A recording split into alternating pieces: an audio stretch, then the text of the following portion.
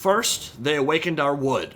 Then, they asked us to dance. Where Loek's twerking, so shall we. Going all out with the Bladesinger build on Warhammer 2 in this one. And when I say Bladesinger build, I mean it. 4 Wardancers, 4 Bladesingers, all gold chevrons with nothing else save Drycha, the Briar Maven of Woe. They're facing down the Dwarfs and Thoric Ironbrow on his Anvil of Doom. Big shout out to XMT Slade for this one. He's been sending me a bunch of super silly games where he takes a single unit or theme, jacks them all up to rank 9 veterancy, and then beats up on people. And he actually sent me a very similar build against the Vampire Coast, but his opponent brought Queen Bess and only shot at a single rounding unit for like 80% of the match, and it triggered me deeply. So we're recreating it against the Dwarfs here.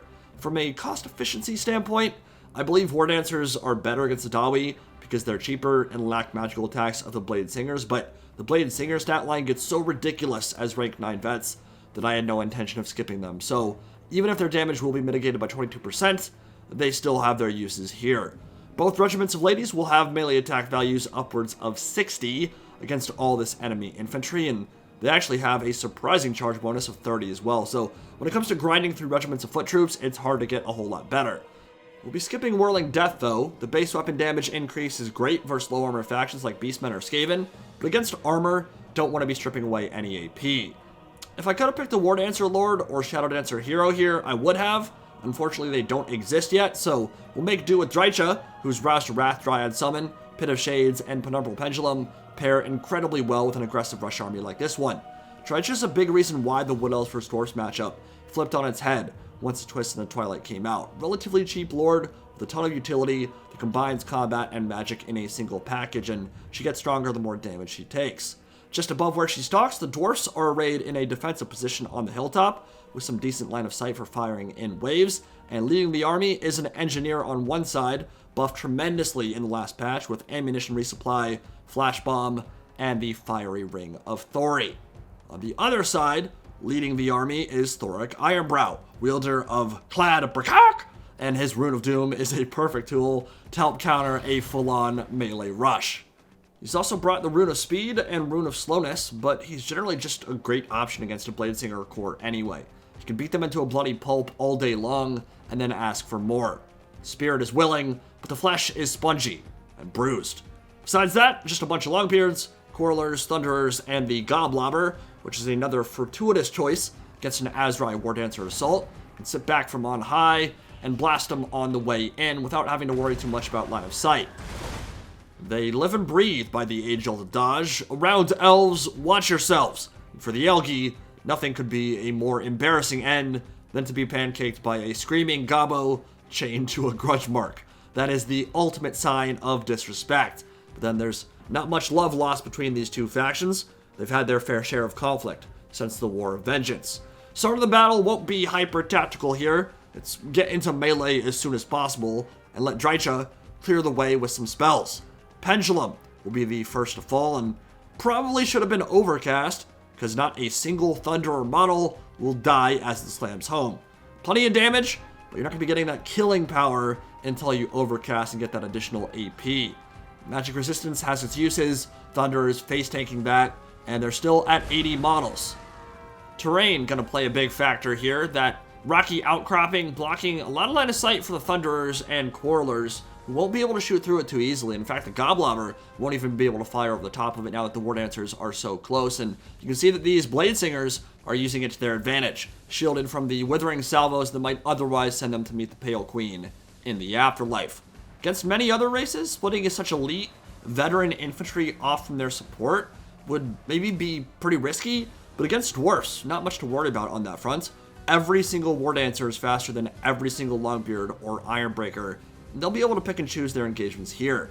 But as the rest of the Azrai Warhost comes into view, Thunderers and Grudge Throwers can sight in once again, and every single death is a blow to the Wood Elves because this is not a big army by any stretch of the imagination, and each model is very expensive.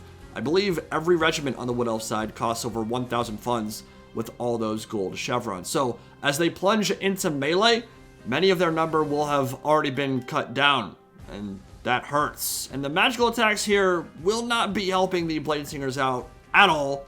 22% damage mitigation is kind of an issue. Won't be problematic in Warhammer 3, but for now, the tail end of Warhammer 2's life cycle, it means that they won't cut through those long beards quite as easily as they would the armored units of other factions. Nice Rouse to Wrath on the Quarrelers in the second ranks. That should tie down those units for quite a while now. And Dryad Summon's actually just amazing. I mean, they will beat Thunderers or Quarrelers in a straight-up fight. Being able to summon that directly on top of range units is crazy powerful. Interesting development here. Ekron's Miners were Vanguard deployed at the top of the mountain. They're coming down the mountainside now, and they're going after these Bladesingers, and they would love nothing more than to toss some explosive charges into the opposition, but there's no reason for the Bladesingers to close in and just charge them, right? You don't want your elite, low-armor Bladesingers taking explosive volleys to the face. That's a great way to get half their HP deleted instantly. So if you have 2 units out there, well, then you can do some baiting and switching and put them in a bad situation without them being able to get their charges off at all. Pit of Shades on the Thunderers in the second ranks. That was a gorgeous one, and I believe that was overcast. And as the maw opens wide and carves a path of destruction through the Dawi's ranks, the Wardancers are trying their best to cut their way through the Dwarf phalanx and get into the squishy center. If the front line collapses quickly here, Dwarfs are going to be in trouble. Thunderers and Quarrelers do not fare well when being disemboweled, decapitated, and otherwise dismembered by dual-bladed gingers with a distinct lack of soul. Thorak has a lot to say on that front, though, and when he strikes his anvil, girls be dying. Perfect lord choice to be in the thick of it on the front ranks, supporting with melee attack runes and smacking with Telgi around left, right, and center. Watch as that Wardancer bait develops, though, in the background. Ekron's Miners can't close into grenade range. They have no ability to toss their C4, and if they turn, then whichever unit they target will move out of their arc of fire. Simple as. They're already dead. They just don't know it yet. Honestly, I think that second unit probably moved too far away. It was not a perfectly timed sandwich here, but a sandwich it shall be regardless, and though a few precious seconds were lost there, definitely worth it to not get blasted by minor demolitions, and that will be a gorgeous hammer and anvil. Downside is that it's giving the Goblobber some juicy targets, and as I said, when all your infantry is 1100 plus gold, that's a lot of value generated by the Grudge Thrower. Here come the ladies. It's gonna hurt a lot. 8 bonus for infantry, 60 plus melee attack. Ekron's Miners deleted from the game. Bladesinger's taken a pounding, though. I mean, that Goblobber has done a serious amount of work already, and we're only 3 minutes in. It's not going to be a long battle, one way or the other. With rush armies like this one, resolution is usually pretty quick. But the Wardancers are through the front ranks. They've taken a beating, but that was the unit that had already taken a ton of shots from the Goblobber. So the fact they were able to beat the Longbeards and then push all their way through, pretty impressive. And now the Bladesingers are being surrounded. On this side, Thorak and the Longbeards are kicking serious ass. Bladesingers did take some Quarreler volleys, but the fact that they traded so poorly means that Thorak was supporting his Longbeards exceptionally well. And Rune of Slowness here on the Wardancers, but it comes too little, too late. Thunderers have been overrun, and their entire unit is going to be devastated by that Wardancer charge. Here, the Hammer and Anvil cinematic look at what just transpired. Yes, the Goblobber is pounding these Wardancers, but with every Dwarf infantry unit that's dead, it opens up more avenues of attack into the ranged troops and into the artillery. And once those are tied down, it's usually going to be a pretty quick fall. Longbeards are holding out admirably, though. Great Weapons are a weird unit to bring against Wood Elves. I don't know how much thought was put into it. I think Thunderers were brought in case there was a Treekin or Tree Men rush, which would be a little bit weird, but having armor piercing to deal with those kind of threats can be useful. Durthu can be played in a matchup like this one, but with the Longbeard Great Weapons on top of that, I think there's just more AP than you need against the Wood Elves, and just more regular Longbeards would certainly help. Drycha's into the Quarrelers here. That's her typical modus operandi. She's really annoying for the Dawi to deal with. It's not that she's some hyper-mobile single-entity lord, but the fact that she can summon Dryads on top of Quarrelers or Thunderers, and then keep all their ranged troops and their infantry moving with Pit of Shades and Penumbral Pendulum. She has some very decent DPS, even against a faction that has this much magic resistance, and she's opening up plenty of avenues of attack for the rest of the Bladesingers, who will be able to finish off those ranged troops no problem whatsoever. Over on this side, the elite Wood Elf infantry have finally managed to carve their way through the Longbeards, and things are beginning to crumble out now. And this is the nail in the coffin right here. The Pit of Shades on the Longbeards. Even with the Firing Authority in the background, not enough damage against the physical resistance of these Wardancers. I'm not even sure what the magical component of Firing Authority is, or how well it does against Wardancers. Regardless, as soon as that Longbeard drops low, it's a concession, and it will be a game won by the Azrai Wardancer Rush. A build I would not recommend in a hyper-competitive space. I don't think you'll be seeing anyone take MLG Columbus with an army like this one. But it was fun, and it worked pretty well when your opponent isn't expecting it, and why the hell would a Dwarf or any other faction opponent expect to see 8 Wardancers all gold Chevron?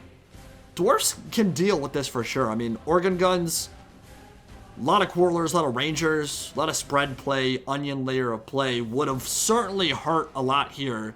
And even with a less than ideal build from the Dawi, they were still able to put a bunch of my Wardancers in the dirt and get me pretty low. Thorak was a good choice. The regular Longbeards were a good choice. I do think he brought a little bit too much AP for a faction like the Azrai, but the damage value on all my Wardancers was great. I mean, most of them up over 800, many of them over 1,000.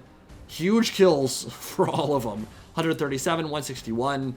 But on the other side, on the Dwarf side, the Goblobber was a good choice, Thorak was a good choice. The Engineer was a decent choice as well. But yeah, I think with a more standard style, more Rangers, more focus fire from crossbows, and maybe a little bit better positioning so that his line of sight wasn't blocked by that rocky outcropping, that the Pop could have been in a good position to take that battle, even with the Storm of Blades coming his way. But I really like playing this kind of way, these thematic builds that are kind of silly and maybe not hyper competitive. Let me know if you want to see more stuff like this.